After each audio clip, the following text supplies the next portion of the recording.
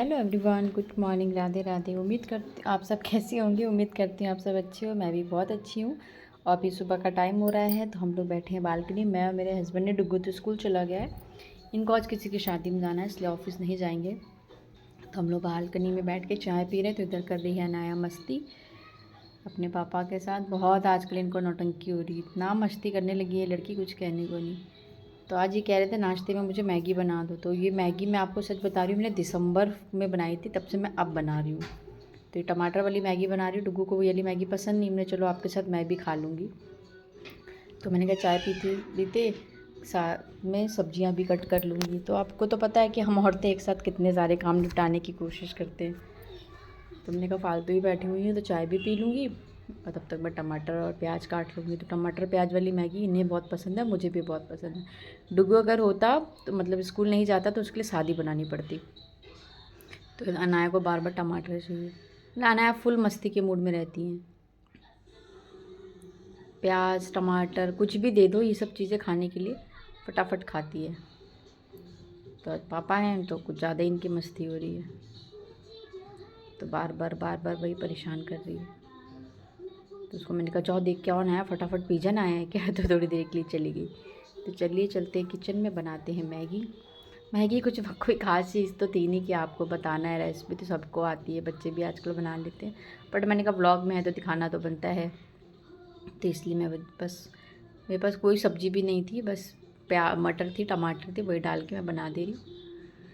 तो 2 मैगी नहीं बनाऊँगी, मतलब 1 मैगी और 1 मैगी का आधा हिस्सा, मतलब समझ लीजिए 1.5 मैगी, इतनी ही बनाऊँगी। वो भी इन्होंने थोड़ी ही खाई थी, पूरी खाई भी नहीं। मैं कहा नहीं खाना तो बताते तो फिर मैं एक ही बनाती। मैं बहुत टाइम के बाद बना रही हूँ, मैं दिसंबर में बनाई तब से अब बना रही हूँ। जबकि मैगी हर घर में हफ्ते में मतलब लोग बनाते ही हैं, बट मेरे घर में तभी बनती है जब इन्हें खाना होता है। मैं मैगी वगैरह बहुत कम ही बनाती हूँ। तो इसमें डाल देंगे मैगी मसाला, और जो खुला वाला मसाला था वो भी डाल देते। मैं अलग से एक पैकेट मैगी मसाला डालती हूँ क्योंकि उनको मैगी मसाला वो वाला कम समझ में आता है, तो अलग से बोलते ज़रूर डाला करो। तो बढ़िया बना लेंगे। ये देखिए हो गई है मैगी। और अनाया के लिए मैं बनाऊँगी नाश्ते के लिए चीला, क्योंकि उसको मैगी वगैरह तो नहीं देती हूँ क्योंकि बहुत छोटी है। बट हम लोग जब खाते हैं तो वो आ जाती है। तो हम लोग क्या करते हैं, उसमें की जो सब्जियाँ होती हैं जैसे गाजर हो गई, टमाटर हो गया, मटर अनाया को बहुत पसंद है तो मैं मटर खिलाती हूँ। तो हमारी रेडी, आप भी आके खा लीजिए। चलिए अब करते हैं घर का काम। तो इस रूम की मैं बेडशीट लगा रही हूँ, चादर मैंने धोई थी वो मैं 2 चादर मतलब बिछाती हूँ। इधर इस रूम का जो गद्दा है ना वो पूरी तरीके से हो गया ख़राब, तो मैं ब्लैंकेट ही लगाती हूँ उसके ऊपर, क्योंकि मुझे इधर ये रूम को थोड़ा सा चेंज करना है। ये सब हटा के मैं इनको बोली एक सोफ़ा ले लो, बट यही हो रहा है कि आज कुछ दिनों के बाद हमें रूम भी शिफ्ट करना पड़ेगा।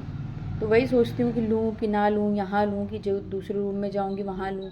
इन्हीं सब चीज़ों के चक्कर में सच बता रही हूँ मेरी गृहस्थी नहीं बन पाती है फ्रेंड्स। बहुत दुखी हो गई हूँ।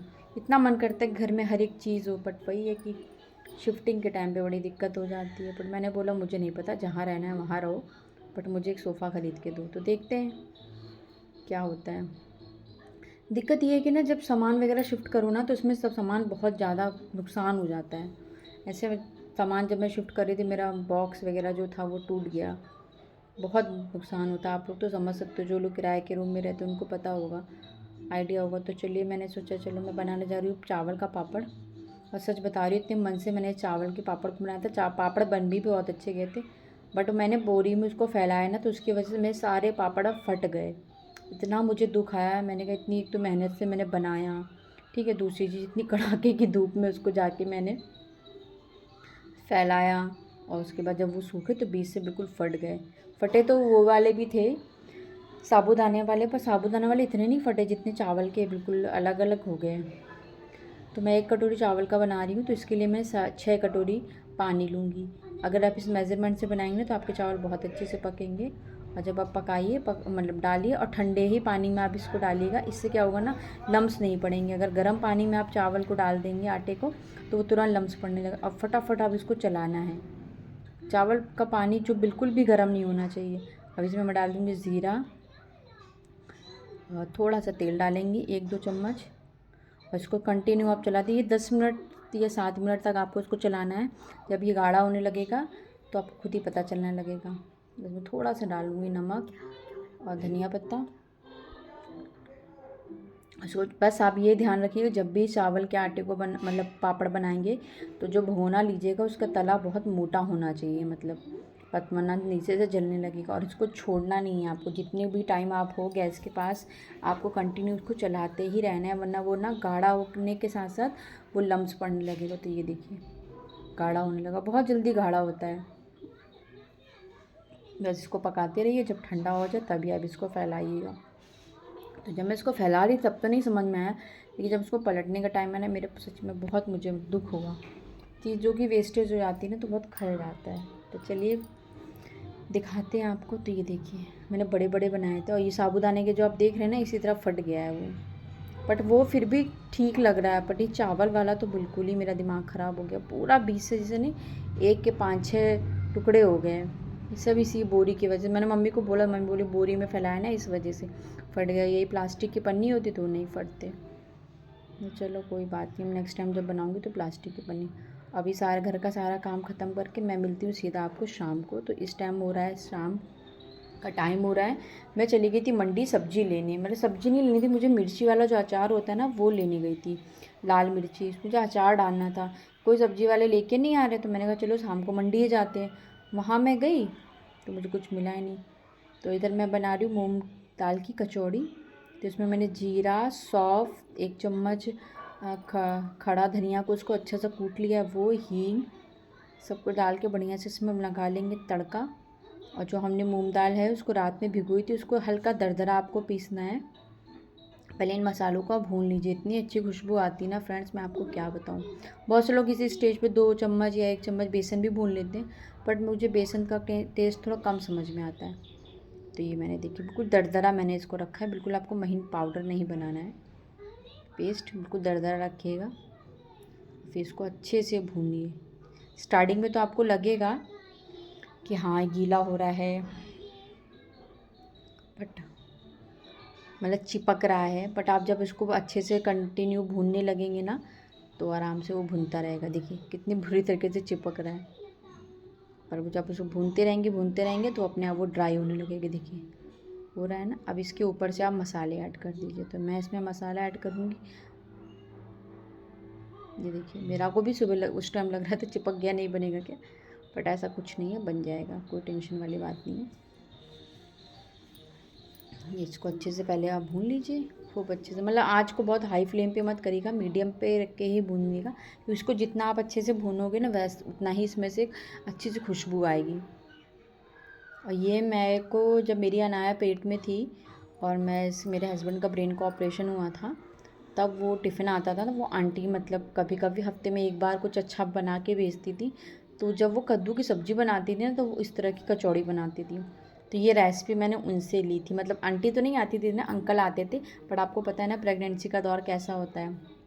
तो इसमें कश्मीरी लाल मिर्च, थोड़ा सा गरम मसाला, हल्दी पाउडर, धनिया पाउडर, बस इन्हीं को ही मिला के। और मैं ना इसमें चाट मसाला मिलाना भूल गई थी, तो आपके पास हो तो सॉरी अमचूर पाउडर, चाट मसाला नहीं अमचूर पाउडर, 1 चम्मच अमचूर पाउडर मिला लीजिएगा।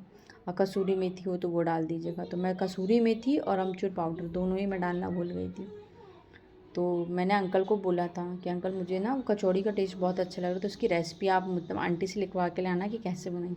तो वो आंटी ने ना मुझे लिख कर दी थी कि मतलब इसमें क्या क्या मसाला डाला था और कैसे कैसे बनाया था। तो मैं चलो मैं भी ट्राई करूँगी। तो मैंने 1-2 बार बनाया तो मुझे अच्छा लगा, तब से मैं बनाने लगी। मूंग दाल का भी बना लो, उड़द की दाल का भी ऐसे ही बनता है, उसको रात में भिगो दो और पीस लो आप।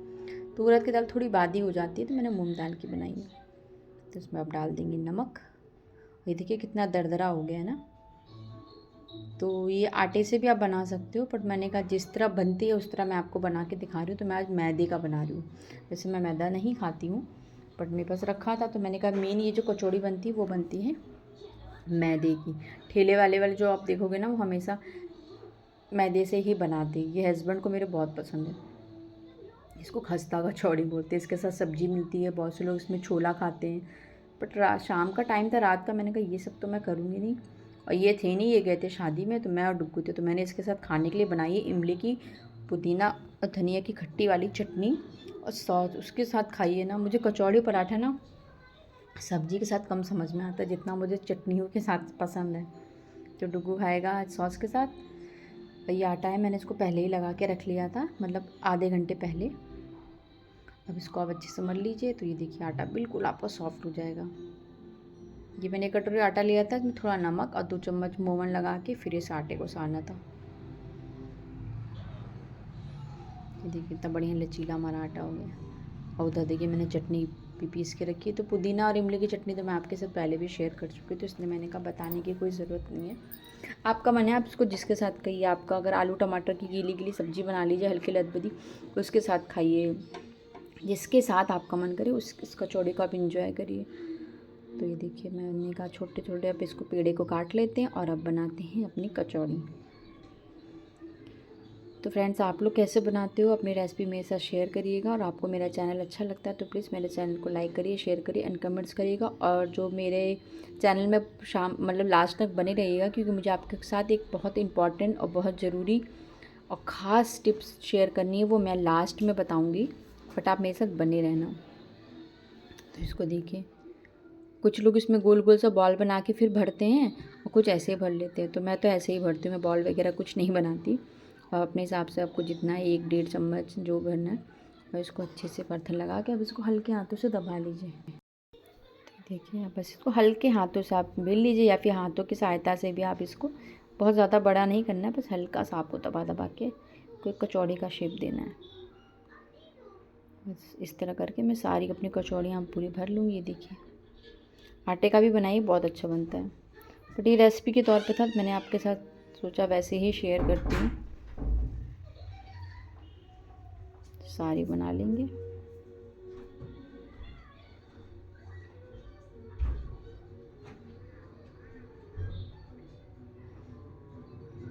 उड़द की दाल की भी बहुत अच्छी बनती है, मतलब इसी तरह वो भी बनती है उड़द की दाल की, कोई चेंज नहीं है। बस उसको भी बस हाँ जब भी हो, अगर आप इसको सिल में पीस सकते हो ना तो सिल का टेस्ट तो और भी ज़्यादा अच्छा आता है। मेरे पास नहीं है, मुझे लेनी है सिल, क्योंकि सिल में का एक तो दरदरापन, ऊपर से थोड़ा वो घिसता है ना, तो उसका एक अलग ही टेस्ट आता है। इसलिए मिक्सर में मैंने आपको बोला इसका बिल्कुल पेस्ट मत बनाइएगा, हल्का दरदरा ही रखिएगा, तभी इस कचौड़ी का मज़ा आएगा। क्योंकि जब वो मुंह में आता है ना दाल तो बहुत अच्छा लगता है। तो चलिए फ्राई करते हैं उसे। साइड में मैंने जो पापड़ बनाए थे वो भी मैंने अनाया के लिए थोड़े फ्राई कर लिए थे। ये साबुदाने वाले पापड़ सूख गए थे, तो मैं फ्राई करके रख दूँगी, क्योंकि अनाया खाती हैं।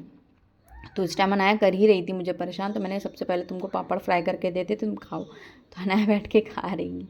तो ये देखिए फ्रेंड्स कितनी बढ़िया फूली फूली हमारी कचौड़ी बनी, देखिए है ना। आपको खुद ही देखने से लग रहा हो कि कचौड़ी कितनी अच्छे से फूल चुकी है। ये देखिए चलिए आप भी आइए हमारे साथ खाइए खस्ता कचौड़ी मूंग दाल की। तो मैंने टोमेटो सॉस चटनी और इस दोनों को मिक्स करके खाया था, इतना टेस्टी लगा। और टोमेटो सॉस देखते ना मेरी अनाया बिल्कुल बौखलाने लगती है, वो कटोरी लेकर भाग जाती है, उसको सॉस बहुत पसंद है, बट इसको नहीं देते हम लोग।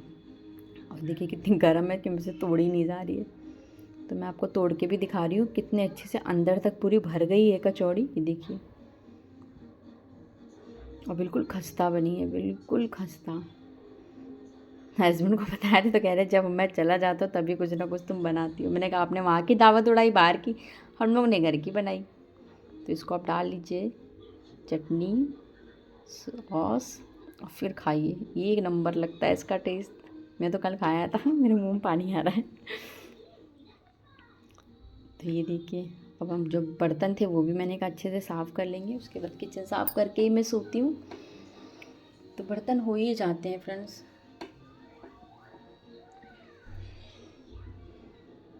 तवा था, तवे का कोई यूज़ था नहीं, लेकिन अनाया के लिए चीला बनाया था ना, तो इसलिए वो जूठा हो गया। तो मैंने कहा उसको भी धो के रख देंगे, फिर अच्छे से किचन वगैरह साफ़ करेंगे। और आपके साथ एक टिप भी शेयर करनी है, वो भी मैं करती हूँ थोड़ी देर में, आपको दिखाऊंगी फिर बताऊंगी। अगर अच्छी लगी वो टिप तो प्लीज़ मेरे को चैनल मतलब मुझे कमेंट करके आप बताइएगा ज़रूर। ये सबके लिए और सबको करना भी चाहिए। ये सब चीज़ें पहले हम लोगों की मम्मी वगैरह बताती थी और वो चीज़ करती थी, पर आजकल के हम लोग जो जनरेशन है ना थोड़ा आलस कर जाते हैं, इन सब चीज़ों को नहीं मानते हैं। पर सच यकीन मानिए अगर घर गृहस्थी वाली लेडीज़ है ना तो उसको इन सब चीज़ों को मान लेना चाहिए। तो मैं सब्ज़ी लेने गई थी तो कटहल लेकर आई और टमाटर लेकर आई और बस केला वगैरह लेके आई थी। तो मैंने वो वीडियो मैंने कहा थोड़ा लंबा हो जाएगा, सबको धो धा के रखूँगी, तो मैंने टमाटर धो रही थी, वही मैंने आपको दिखा दिया। अब हम चलेंगे अपने किचन को साफ़ करेंगे। तो इन सब चीज़ों के बाद किचन भी हो जाता है बहुत गंदा ऑयली ऑयली सा, तो उसको भी फटाफट से साफ़ कर लूँगी। तो मैं ब्रश लगा के ही साफ़ करती हूँ। तो ये देखिए मेरी किचन कितनी बढ़िया से साफ़ हो गई है और मैं इधर इसको धुलाई करूँगी। अब मैं आपके साथ शेयर करूँगी अपनी टिप। तो सैटरडे और मतलब ट्यूसडे 2 दिन ऐसे होते हैं जो हमें अपने घर को, किचन को रात में अच्छे से साफ़ करके और एक दियाली लेनी चाहिए। वो दियाली पूरी साफ़ होनी चाहिए। तो उसमें हमें क्या करना चाहिए, थोड़ा सा लौंग, छोटा सा कपूर और 2 लौंग जिसमें फूल लगे होते हैं, वो हमें क्या करना है, रात में अपने किचन विचन को अच्छे से साफ़ करने के बाद फ्रेंड इसको जलाना चाहिए। आप यकीन मानिए जब आप इसको जलाना स्टार्ट करेंगे ना तो आपको खुद इसका फ़र्क दिखेगा। और आपको मेरी टिप अच्छी लगे तो प्लीज़ मेरे चैनल को लाइक करिएगा, शेयर करें एंड कमेंट्स करिएगा और कमेंट करके बताइएगा ज़रूर कि ये चीज़ सही है कि नहीं। जब आप ये सब चीज़ें करेंगे ना तो आप अपने घर के अंदर, किचन के अंदर, अपनी लाइफ में खुद एक चेंज को फील करेंगे। तो मैं तो सैटरडे और मतलब शनिवार और मंगलवार करती हूँ। चलिए फ्रेंड्स, कल मिलते हैं नए ब्लॉग के साथ। Bye bye.